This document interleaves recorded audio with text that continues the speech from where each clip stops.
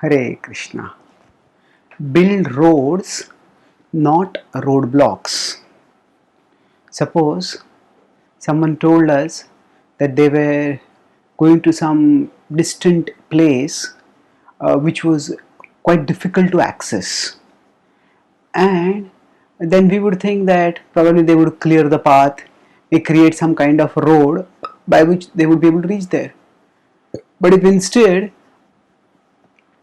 after deciding to go there, they started creating roadblocks, then we would wonder what is happening. We would consider that craziness.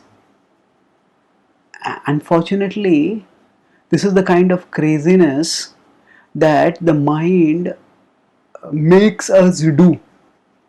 Whenever we set up any challenging goal, when we feel inspired to do something worthwhile, to achieve something tangible in our lives, at that time, the mind, at that time, instead of thinking about how we can get there, our mind goes on a overdrive, imagining all the problems that we may face in trying to get there, and further imagining all those problems in the darkest and the dreariest light. And when faced with such a scary picture of the path ahead, we often end up giving up even before we start, and thus we hurt ourselves, thus we injure ourselves, and that is something which we need to avoid. Now, why do we do such a thing? That is because within us is the uncontrolled and misguided mind, which often acts as our enemy. The Bhagavad-gita tells in its 6th chapter, 6th text, Bandhuratmatmanastasya yenatmaivatmanajitah anatmanastu shatrutve vartetatmaiva shatruvat.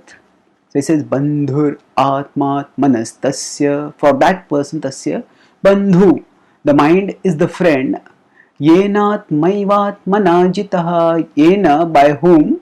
Manajita, one who has conquered the mind. For them the mind is the friend.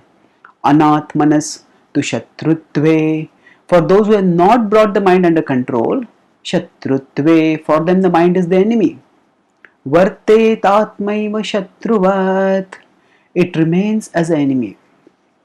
So the point is, for most of us, our mind is not controlled, and that's why it acts as an enemy. And this enemy starts building roadblocks whenever we set up any goal or aspire to achieve anything. Now, of course, whenever we are going to aim for something lofty, there are problems in it, and we do need to consider the problems. But we need to consider these problems with the calmness and the clear-headedness of our intelligence, not the restlessness and the fearfulness of the mind. So, if we study scripture carefully, we understand the nature of the mind, and then whenever the mind starts acting up, we can immediately catch, hey, this is the mind acting, and we can distance ourselves from it.